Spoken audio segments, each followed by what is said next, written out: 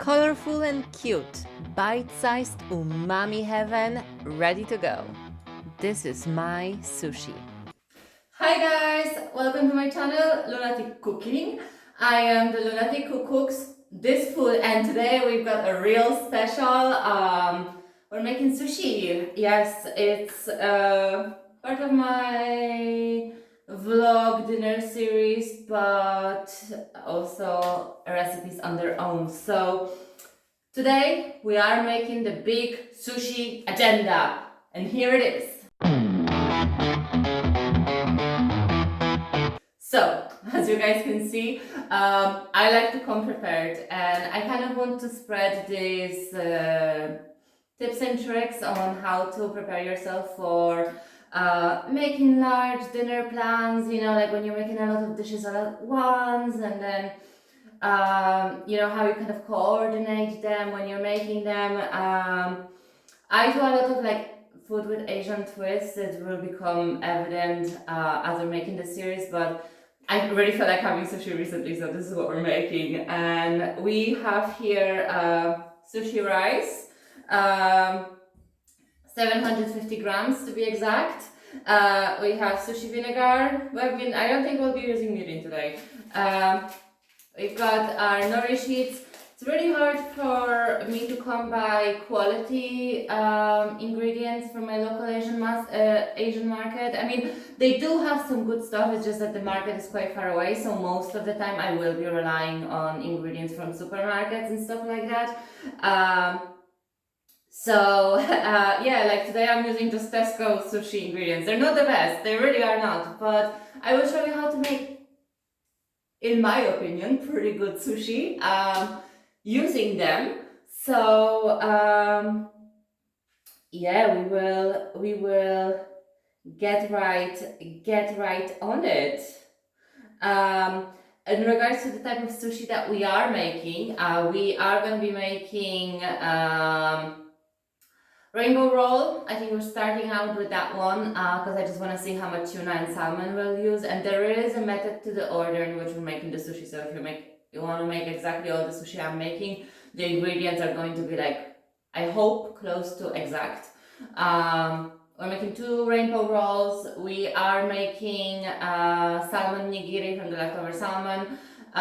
We are going to be making my Sesame Dragon Roll. It's my little twist on Dragon Roll. You know the way Dragon Roll has typically like the avocado topping? I'm really bad at cutting things, and I actually want to show this to you, show you guys this as well. My knife skills are horrible, so like for making sushi, I'm probably the worst person in the world to make it. But I actually want to show you like how, like me, a regular person from countryside in Ireland, you know, go around making these dishes that are considered to be so like extravagant and whatnot. Because you don't have to be a master chef to make master dishes, and that is definitely my ethos. And the thing is, like, just don't be afraid, just do it. You know, I think the key is in that, and it doesn't have to be beautiful, and the first time you make it, it's not going to be perfect, but it doesn't have to be, it's still delicious. And I'll show you the tricks and tips that me, an ordinary person with no culinary training, with no knife skills whatsoever, is able to turn out some really delicious sushi, and I think it actually looks pretty good as well. So we are going to do these things. We are doing the dragon roll, we're going to do prawn tempura, futomaki, we are making from the leftovers, salmon and tuna. We will probably make tuna and salmon futomaki as well. We are making California roll and California uramaki and California futomaki. So one is like the rice is on the outside, the one is on the rice is on the inside. We'll go through that. And my California rolls have like a little special twist to them, so stay tuned for that. I think that it really like brings them to a whole new level. I made them a good amount of times. They used to be my favorite ones before I tried dragon rolls. The dragon rolls are now like by far my favorite, but California rolls were my favorite when I first discovered sushi. So we'll do that, and then like I improved on it, and it's so good. So I think without further ado, you guys, let's get rolling. All right, so here we are. You want to start out with 3 bowls. One with your rice, one with cold tap water and one empty with the sieve on top. So we have to wash our rice before we use it. If you look at our plan, first, you probably should have refrigerated your sparkling water. That's going to come in handy afterwards when we're making the tempura, and it's my special little tempura. It's not exactly accurate culturally speaking, but we'll get to it. So we have to wash our rice. We're gonna have to do this 5 times. So you grab your rice, you throw it into the water, like so, and now you want to go in with your hands, and I like to massage it gently, like don't squish the grains of the rice too hard, but you want to just move the rice around in the cold water, like so. It's sort of motion like you're counting your money, but you're very gentle with it because you don't want to lose it. So that's what we're doing. We're counting the grains of rice as if it was money. And now that the water has become so murky, we're going to take our sieve, like so. Let's get it here in the middle. And we're going to pour the water out. Now some of the grains of rice are going to fall out. That is fine. That's why we have the sieve. And we put the rice back in the bowl. Now you're gonna take this water, you're going to dump it in the sink, get fresh water, and repeat the process 5 times. All right, my friends, so here we are. We're gonna grab a pot. We're gonna take our rice. We're gonna grab our rice. We are gonna take, for 750 grams of rice, we're gonna take 900 grams of water, like so. Now that our rice has been thoroughly washed, it should produce very minimal amount of starch. I like to combine the rice and the water first because it makes it easier to transport it into the pan, into the pot.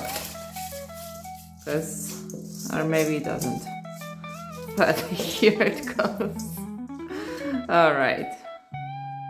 Perfect. So now that the rice is in the pot, we are going to cut some nori and dump it in there. All right, so you want to take a nori sheet. Ideally, you would be using kombu for this, but again, I am working off of a very limited supply. So, you know, as the old Polish saying goes, if you don't have what you like, then you like what you have. So instead of kombu, I'm gonna use nori. Push them in here like this. And now we are gonna rest our rice for 20 minutes. Okay, so now that we are allowing our rice to rest and after consulting our plan, again, the plan is very important. I want to show you guys the kind of skills and tools that you can use when planning these big dinners, because you know, like when you're cooking a huge dinner for many people, it takes time, right? And it takes a lot of planning and a lot of calculating what to do when. So it's so important for me personally, as a person with ADHD, to go through the entire process before I even begin and write it all down. I've been using Milanote for that. I'm not sponsored by them, but it's really handy because I just write down the steps of what I have to do, the ingredients, and it makes it so much easier to plan my whole cooking experience accordingly. So I highly recommend it. But now let's get on to step number 2. So we are going to be slicing our sashimi that we will be using in our sushi. So let's start with our salmon. I have this large square of salmon here I got from my local fishmonger. I'm going to cut it in half, like so. Leave this on the side. And now I'm gonna take this slice and we are gonna cut at an angle. I recommend that you do this slowly if you're like me and you're bad with knife skills. And here it goes. It's not the most beautiful one to start with, but second one is much more beautiful. So now continue for the rest of this slice. All right, now repeat for the other slice. All right, here they are. And as you guys see, look, they are not the most beautiful. Like, okay, this one is pretty, but this one, look at it. It's a little Frankenstein, but it's okay because it will still satisfy you. And you know, we all have to learn somehow, right? I would highly recommend that you guys keep a little box for the little debris that comes out of the fish. Like here I had like a little piece of the skin that as I was cutting, I took it off. I'm not going to include it because it's not beautiful. Now we can proceed to our tuna. So this is a bit of an irregular slice, and as we are slicing kind of against the grain of the sushi, I will cut the tuna, I think, like this, and then like this. All right. So we will, we will repeat the same process that we did for the salmon nigiri. We are gonna cut thin slices. Now, the first slice is always a little bit tricky, but it's okay. And now we want to cut thin slices like this from all of our tuna. Now I have a lot of tuna, so I see we will definitely be making some futomaki. All right, I'll meet you once it's done. All right, so here we have our salmon, and I'm leaving this little slice right here for the futomaki because I see definitely we will be making some. So I'm just leaving it whole for now. I will cut it according to the needs of the futomaki and we will get to it once we are rolling. All right, next. Perfect. Now is the time to clean your board and defrost your prawns. Grab a bowl of water. Just tap water is fine. I generally, to accelerate the process, use warm tap water. Not hot, but warm, just to give them a nice head start on the defrostation process. So dump your prawns in.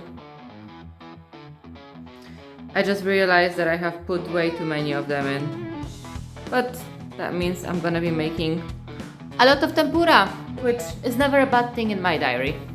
But the amount that we will need more or less for today is I would go with 10 just in case something goes wrong with your tempura.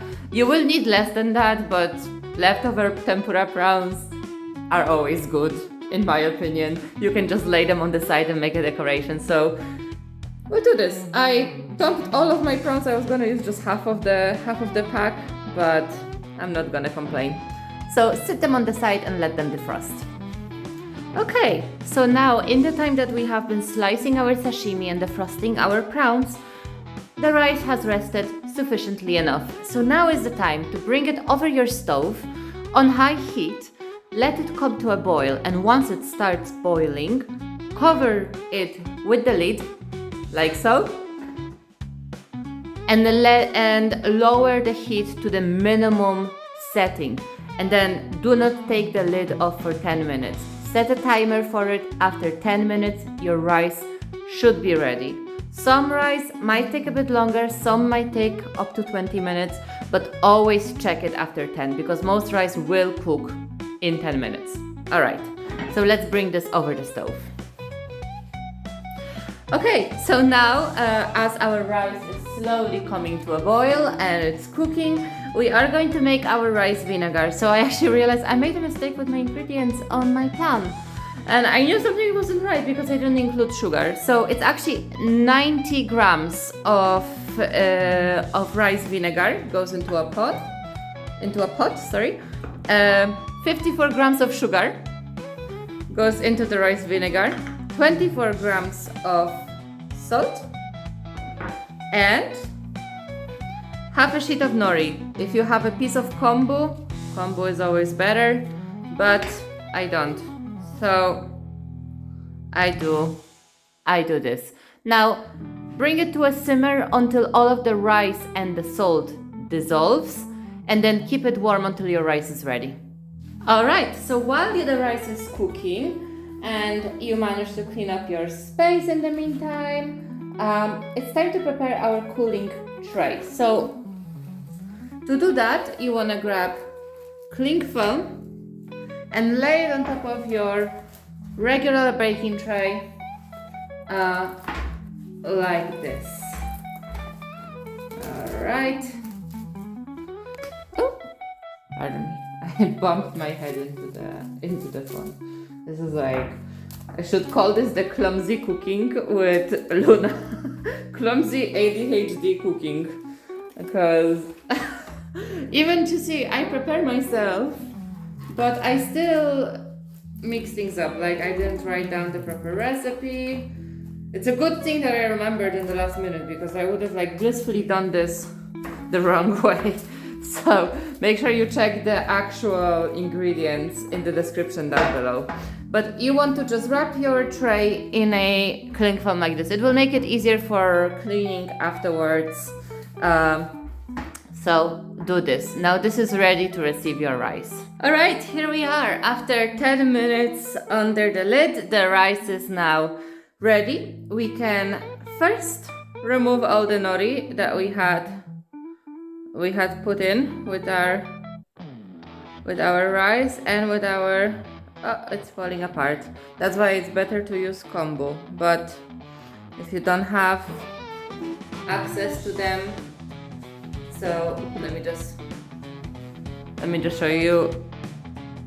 This one is easier to remove. You just take them out like so. Perfect. And now you want to transfer this rice into the bowl. So to do this, I will be using a ladle, but you want to just be very careful not to squish your rice. So take your time as you're transporting it to the bowl. The reason why we are like transporting it from the pot to the bowl and from the bowl to the cooling tray is the more you transport it like this, the more kind of cold air gets to the rice and it cools it in the process, you know. So it's whenever interacting with the rice, you use cutting motion, but the transportation from one vessel to the next, it cools it down. You never want to squish your rice, so just be very careful how you operate this. Alright. Even here, I am kind of leveraging the rice from the side of the pot, releasing it from the pot, because it is still pretty sticky.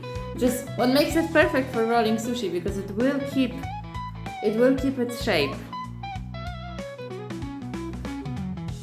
All right. Now the last bit, like this. Perfect. So now that we have transported our rice, I'm just gonna pop this into the sink. All right, here we are. So you want to soak your rice pot with a little bit of soap. Any kind of residue starch is going to release. Now we're going to introduce our vinegar, salty sweet vinegar. You wanna use cutting motion with your spatula. So never go like this, always go like this across your rice. So you kind of want to pour as we create these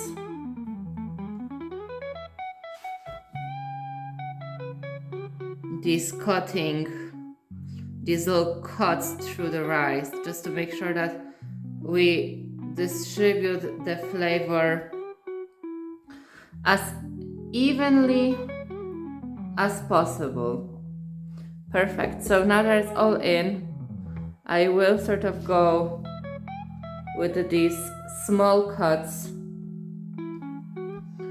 around the bowl,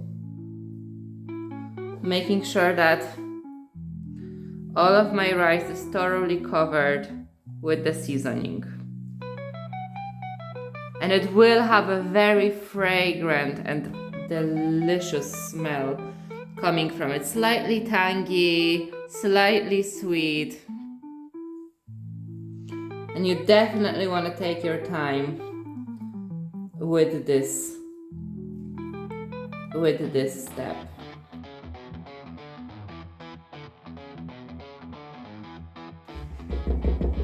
Alright, now we're going to transport our rice onto our cooling tray. Okay, so here we are. We want to grab our rice and we're just gonna dump it all out like this.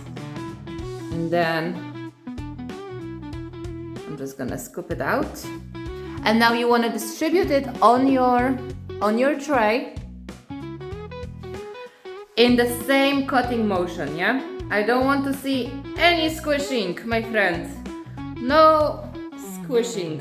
The rice is already soft, it's mushy, it's vulnerable. We want to retain as much of its shape as possible. So we distribute the rice in this motion. It will take more time, but be patient. Patience is a virtue. So let's practice it. And it's coming from the least patient person that you will ever meet, myself. But it's a good exercise. I recognize my own shortcomings. I'm really not a patient person at all. But it's exercises like this one that allow me to practice this virtue, which I do not have. And here it goes. It's sort of like, it's like you are, what is the word?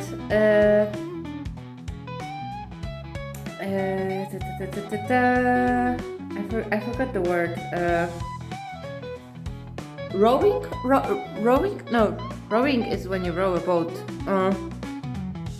You like irrigate a field, you know, with a hoe. Oh, it's like hoeing a field, sort of. You're making this little dance. So now, look, or it's sort of like you are hoeing a Zen garden. Now that the rice is pretty much evenly distributed, you wanna set this aside until fully cooked. Until fully cooled down. Now that you have so many dishes left, would be the perfect time to clean your dishes. Okay, so now while our rice is cooling down, we are going to be preparing our ingredients. And our ingredients for the sushi, today we are going to be using the classic seafood stick for our California rolls, our rainbow rolls. I know people have a lot of controversies about them because they are not healthy, but they are delicious. So it is what it is, we are using them. And then we are also gonna use cucumber. We are gonna use mango. We are gonna use, avocado. We're gonna use avocado. We are gonna use sesame seeds. So I normally buy black and white sesame seeds. Sometimes they don't come together, so I just buy the same size packet of both. And I pre-toast them. But I always do this when I buy them so that I can store them in this lovely little jar that I have. And yes, I do have a pack of silica gel inside because I live in Ireland. It's damp here. So I normally take the same amount of white sesame seeds, black sesame seeds. I put them onto a hot pan and I toast them until I see a little smoke coming out. Once this little smoke is coming out, take them out, I let them cool, I throw them in the jar, and I store them. Make sure I'm zoning out. Yeah, so yeah, make sure you don't burn yourself, I guess. That's all. Make sure that the sesame is cool once you put this in the jar, yeah, because I've done that before and then moisture got in, and now that's why I have the silica gel in here, also because of the moisture in there. And the special ingredients, we are gonna use a mango, and this is my special ingredient for the California rolls. And I know it's not conventional, and right now it's October, it's definitely not the season for it, so it's not going to be a beautiful mango. It's actually going to be probably the worst mango that you have ever seen in your life. But it gives a little pop of flavor to the California rolls that I really, really enjoy. So let me show you how I do. This is the secret ingredients, everyone. Okay, so we're gonna start out with our seafood sticks. We're gonna take them, open them. Now you wanna unwrap them.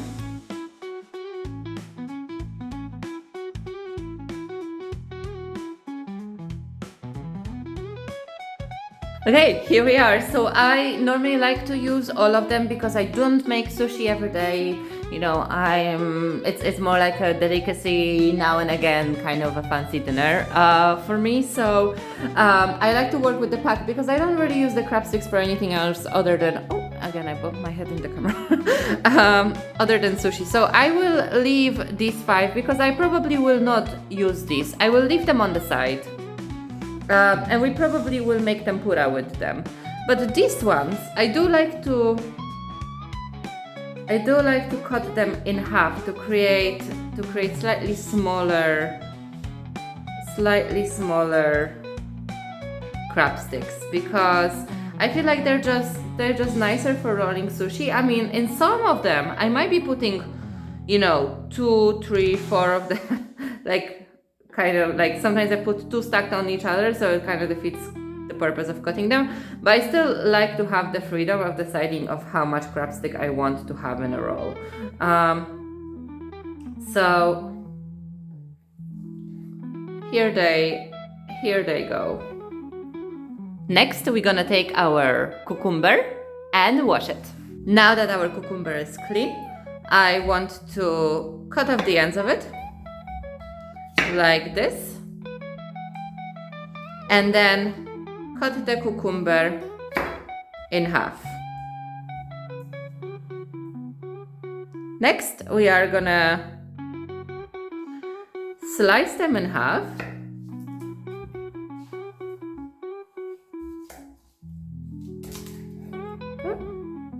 I sort of messed up here on this half. You want to slice them in half. Grab your little bucket and grab a spoon. Now we are gonna hollow out the cucumber like so.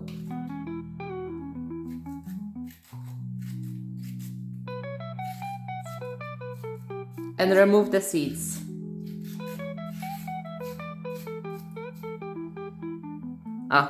Here you go. This way your sushi will not become too watery. Now repeat for all of them.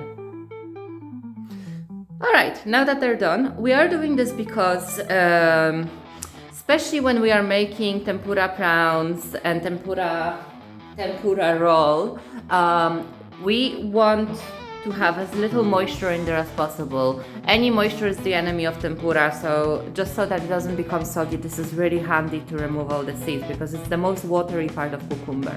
But we can still have the freshness and a good bite. Next, you want to take your cucumber and you want to cut out thin little slices from it like this. And see, sometimes you get a slightly thicker one, like I did here. So you can just cut it in half like this.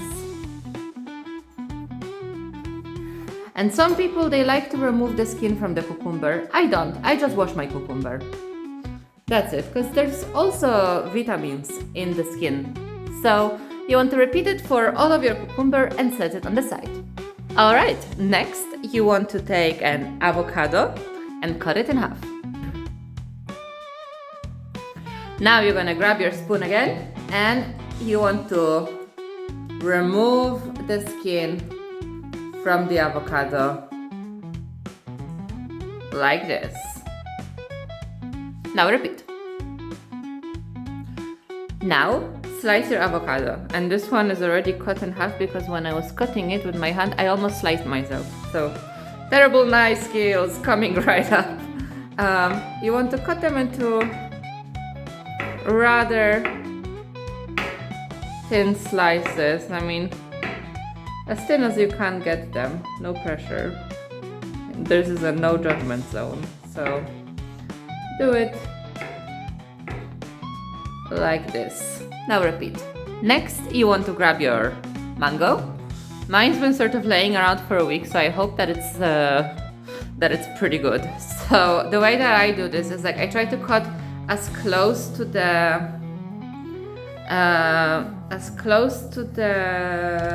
thingy that's in the inside, the bone of the mango, as possible. See, it's a very weird mango. It's not the best mango in the world, but I'm still gonna use it. Now that we have this, I'm just going to remove the skin like this. I just do this with a knife, and now we can get the other side and repeat. Alright, now that we've got this, we want to slice the mango into thin slices, just like we did with our avocado. Now repeat for this one. Now set it on the side.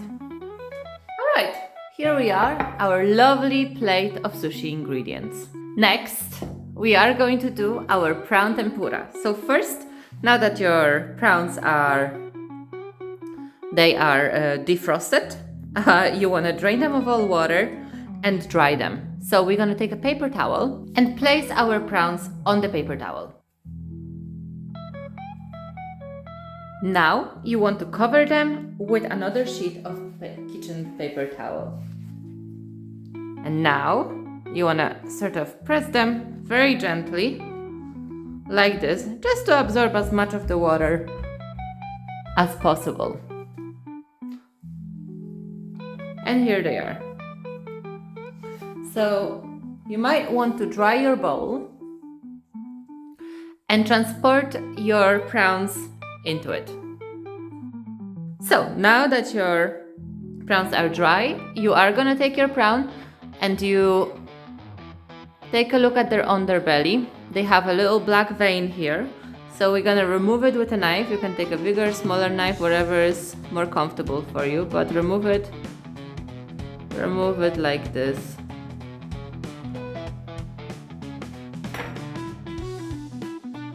Perfect. You can throw it out or whatever. Try to remove it as best as you can. Now we are gonna take it, score, let me focus camera, score along the belly of the prawn like this. Oh, there's a little bit more of the vein. Now you're gonna put it down, and we are going to score horizontally. Now you're gonna lay your prawn flat on its belly and press up until their muscles pop. This will help you to prevent from them to curl up again when we're frying them and retain the straight shape. Now repeat for all of them. Alright, here we are. So first we are gonna take our cake flour, and the reason I'm using cake flour is because it's lower in protein and lower in gluten because of that. So it's better for crispy things. Therefore we are taking the prawns, covering them in the cake flour, and then setting them aside. Now repeat for all of them. Now that they are all covered, clean your workspace. Now that our workspace is clean, you wanna get your wok and heat up some oil. So I'm gonna be using about 2 liters of sunflower oil. I normally reuse my oil a couple of times before throwing it out, so it's not a bad idea to get a jar. Actually, the jar was full. I'm just gonna put some fresh oil as well. And this is perfect. Now you wanna introduce a thermometer.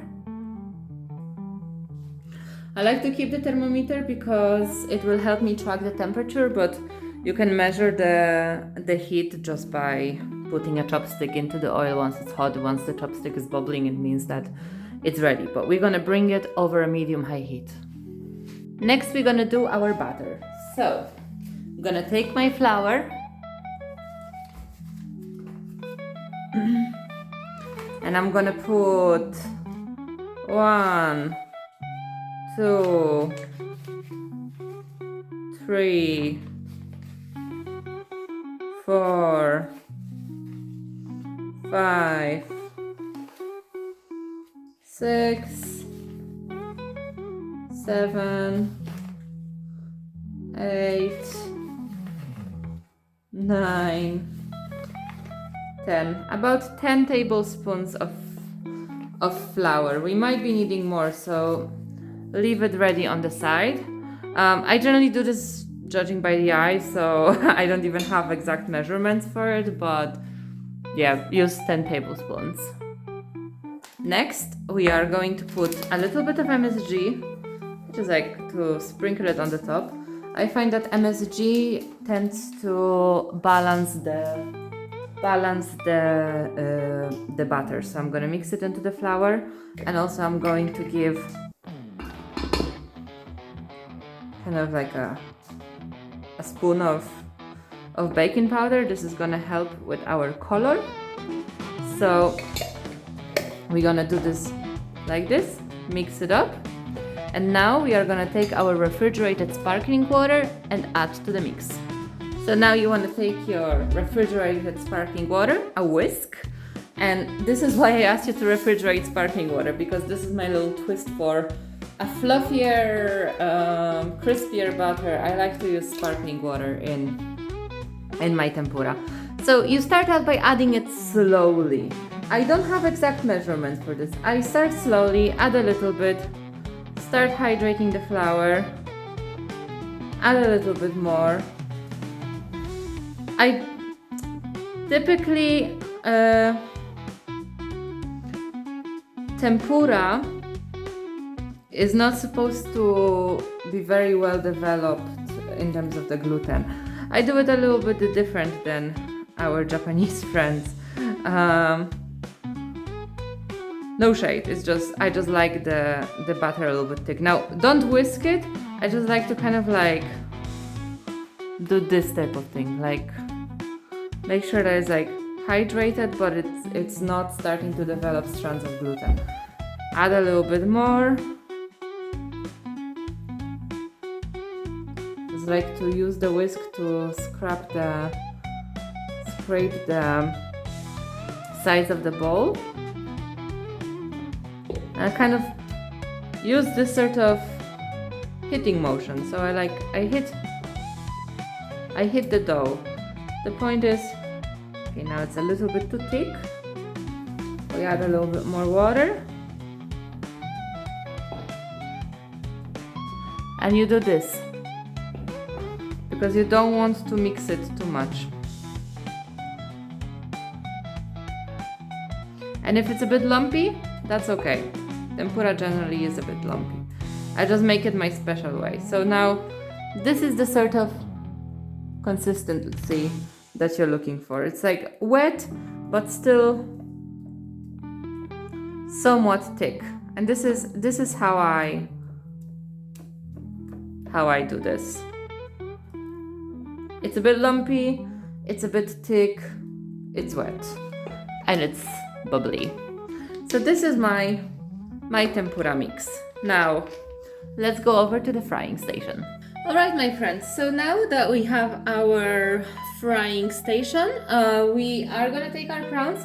I have my prawns over here, my tempura over here, and I also have a plate with a paper towel on it to drain the excess oil once it's done frying on the side, all close to each other and ready to go. So first, we are gonna take our prawn and dump it into our tempura.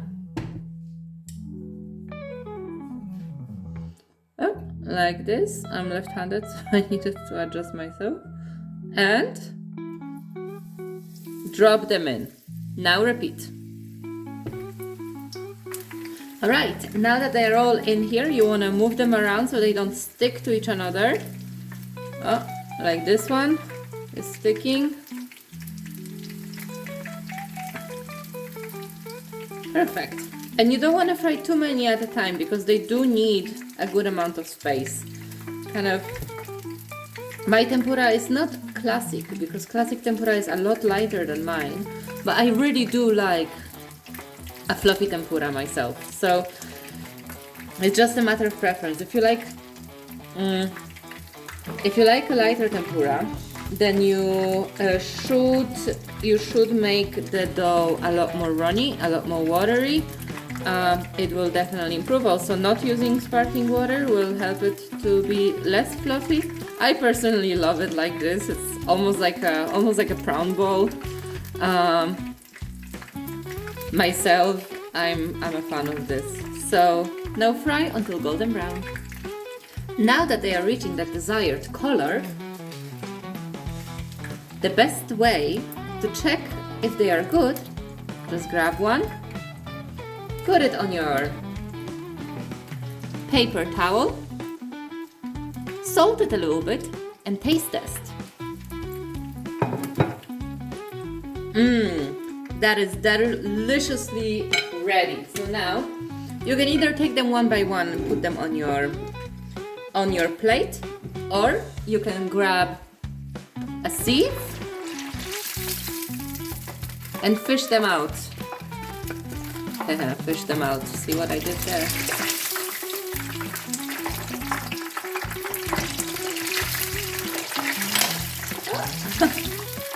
I'm very clumsy, you guys. You probably noticed by now.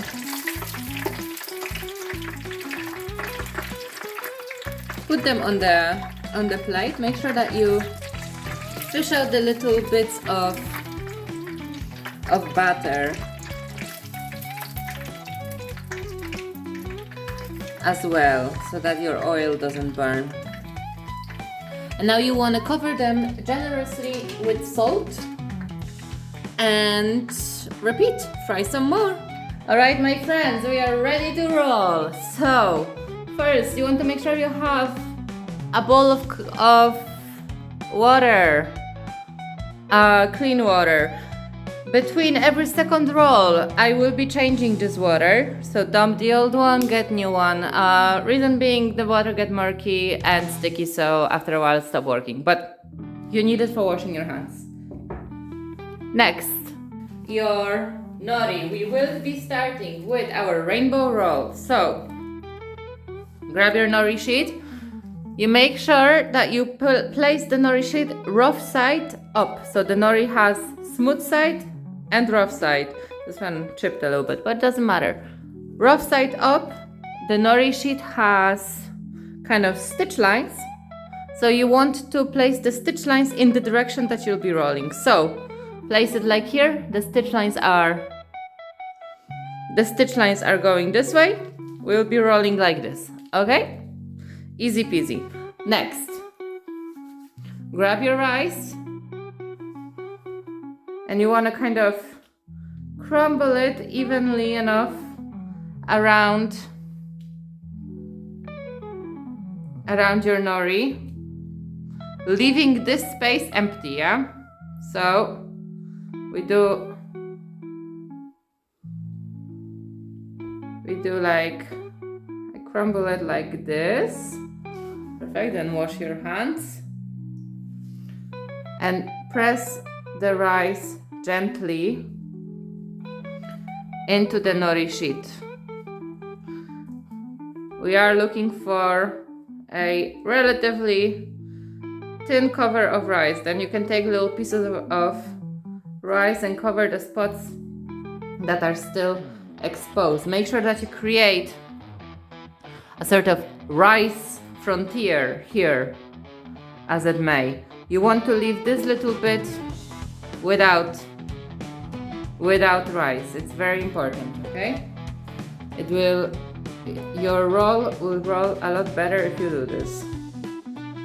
So do that like this. All right, so now that it's pressed in, we are gonna grab our nori sheet, flip it upside down like this, because we're making uramaki. Uramaki is like the sushi roll where the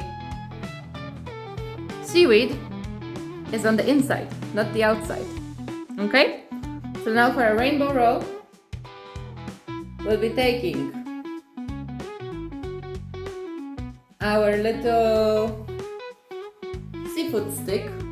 It's not a crab, it's a seafood stick. It's never been beside a crab, this one. So then I'm gonna take a cucumber. Alright.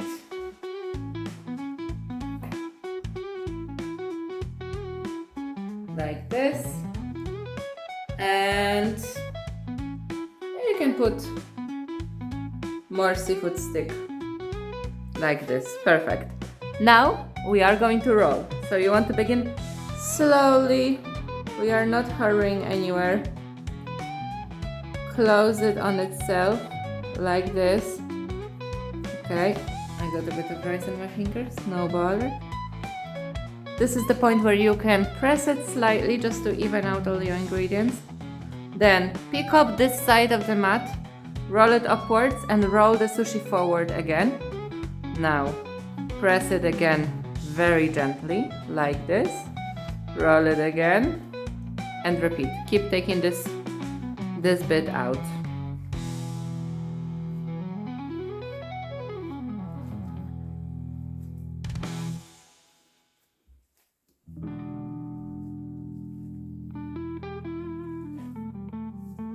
Perfect.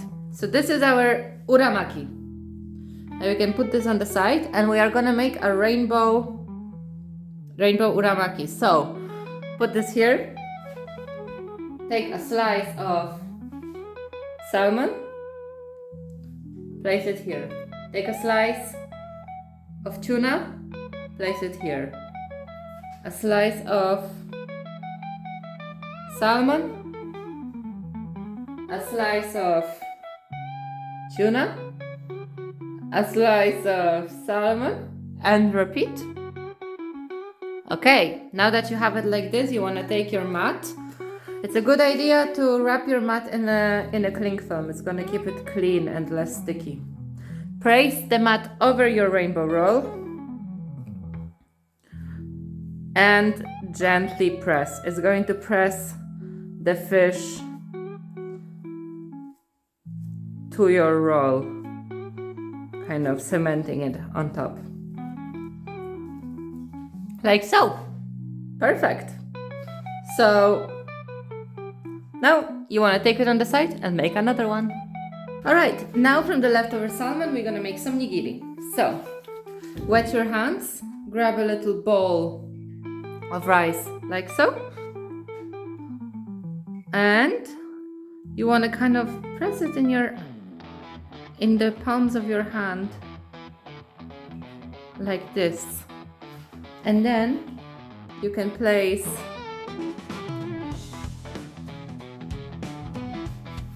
a salmon on top like this, and then it's ready. Now repeat. Alright, now we are gonna make our California roll. So we're gonna start with California Futomaki. Wet your hands, grab your rice, do the same process. Alright, now that your rice is ready, you want to place your seafood stick. I'm gonna add 2 for this one as well. We're gonna do this like this. Then your cucumber.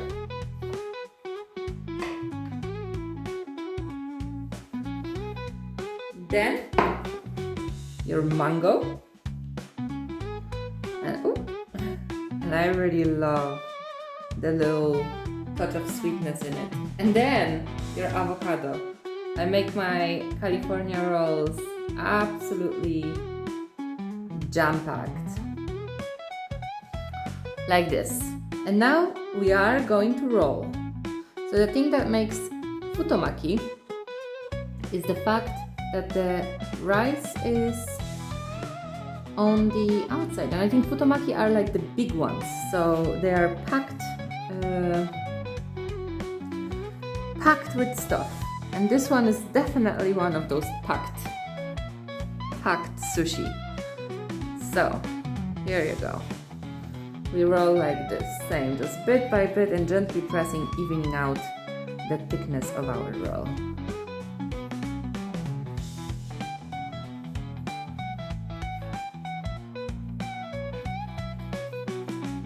And here we have it. Now let's make the other one.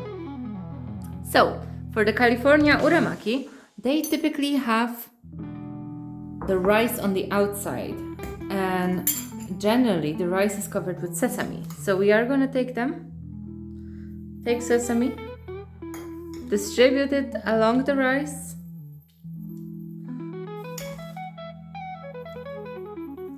like this,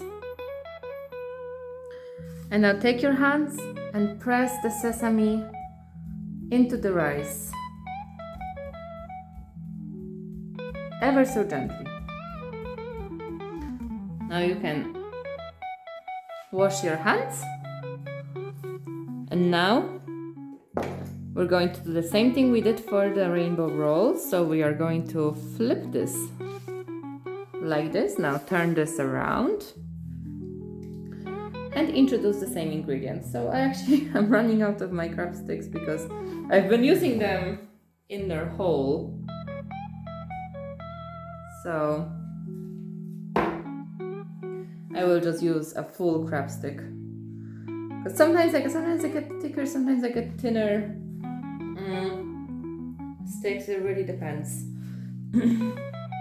Now mango. All right. And it's very mushy avocado.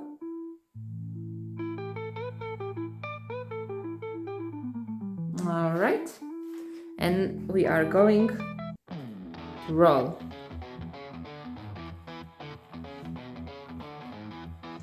You should have this by now.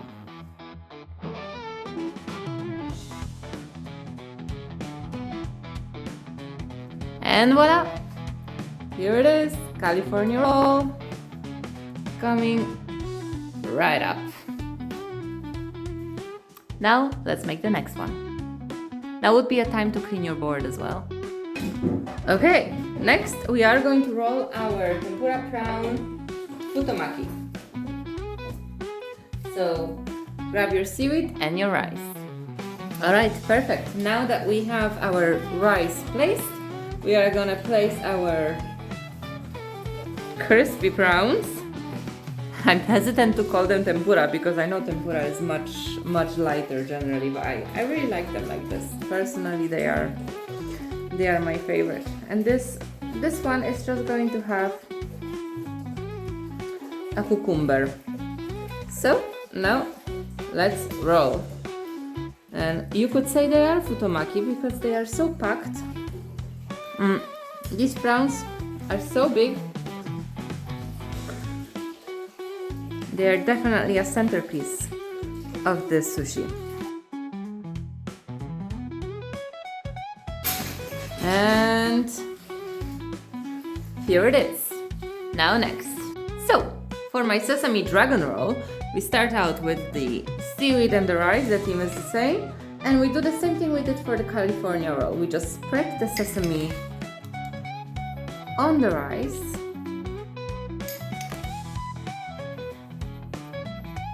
Like this. Now we press the sesame in.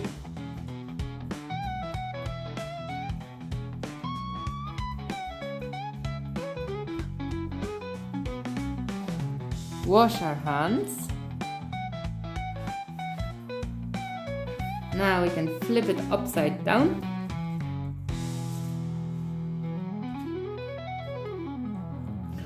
Turn it around so that the empty part is here. And follow the same pattern. I'll do this like this. Crispy.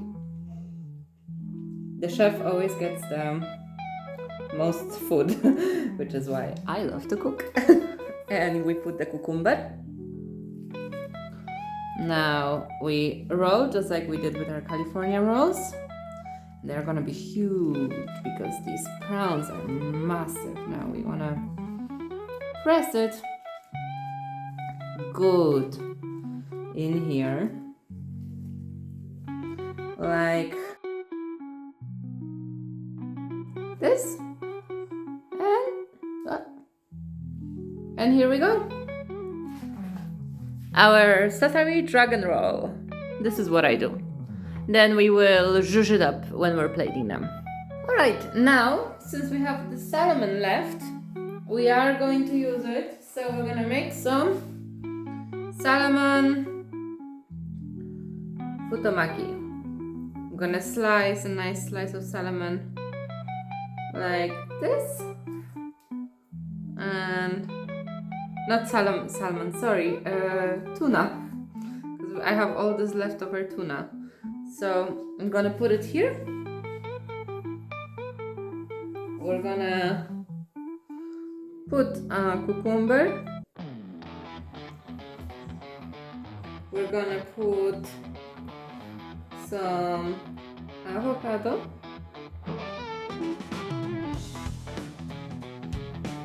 And we're gonna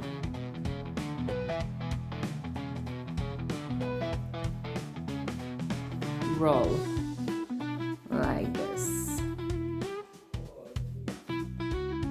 Perfect. So this is our Tuna Futomaki. Okay, now that all the sushi rolls are done, now is the time to clean up.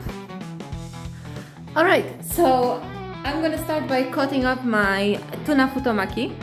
And you want to make sure that you clean your knife really good, and between each roll you just put your knife under running tap water just to make sure that the knife is really wet, because the rice inside is still sticky, so it's going to make it easier for you to cut. So let's wet our knives. Alright, so now you want to begin by cutting in the middle, and you get two halves. Now cut each one of the halves in half. And one more time. Like this. If your knife is sticking, make sure you can wash it again. And now we wash our knife again. Alright, so I'm gonna take my plate. Here I have my nigiri. So I'm going to position my... Oh no. They opened up a little bit. It can happen sometimes. And I'm gonna place them like this around here. This is a nice little, like, a checkered way. I really like these plates that I have made from stone. A nice checkered way to kind of like give it some geometry and make it look presentable on the plate. So this is gonna be one of my plates.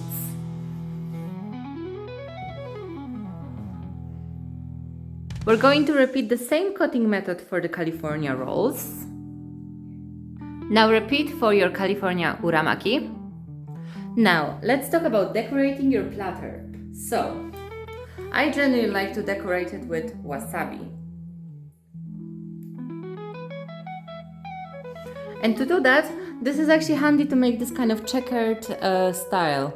Oh, as you see, this one is a little bit broken. This is where the Tesco rice is not the best. If you can get better rice, get better rice. But it is what it is. So anyways, our California roll plate is here in this checkered style. And I like to put a little dot of wasabi in each empty space to make the sushi more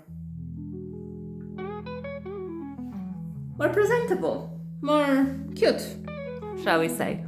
And this is how I plate it. Now we're going to repeat the same process for the rainbow roll. And the second one. Now plate them. Here they are, and now repeat with the wasabi. Now next. Alright, all we have left are prawn tempura roll and dragon roll. So let's cut our dragon roll. Let's cut the other one. Alright, this one is gonna have a very special plate. All the prawn ones are gonna come here. And we're gonna do the same checkered style of plating. I'm noticing that the pesco rice makes them fall apart. If you have a slice like this, just eat it.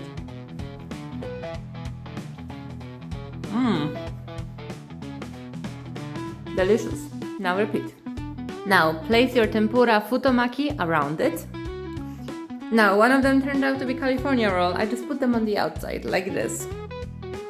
So now we have our dragon roll in the middle, surrounded by tempura prawn roll, surrounded by California rolls. I love sushi for this, that you can really play with how you are gonna present them on the plate. Now you wanna take your sriracha mayo, and with your sriracha mayo, you just want to squeeze it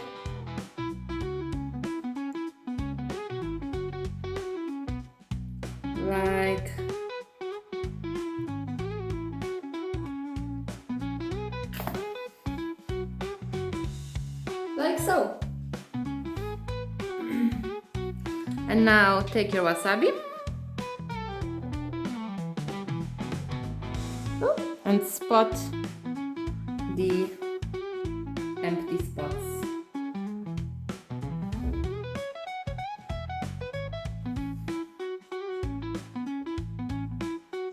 Like this. Now I'm gonna take some ginger, pickled ginger. I'm gonna put the pickled ginger in a little side dish for everyone to be able to cleanse their palate. Apparently that is the role of the pickled ginger, and that's why it is served with sushi, so that you can cleanse your palate between tasting different types. Alright, I think we're ready to go. Colorful and cute, bite-sized umami heaven, ready to go. This is my sushi. Alright, here we are. A sushi feast for you and your family and your friends and my friends.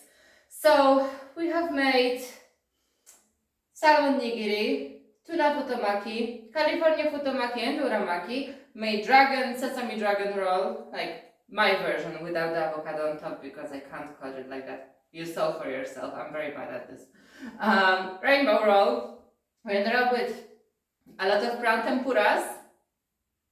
I think my guests are going to be more than satisfied. If you are satisfied with these recipes, let me know down below. If you like this video, don't forget to like and subscribe. Drop me a comment down below. Introduce yourself, let me know who you are, and I will see you on the next one. Thanks and bye!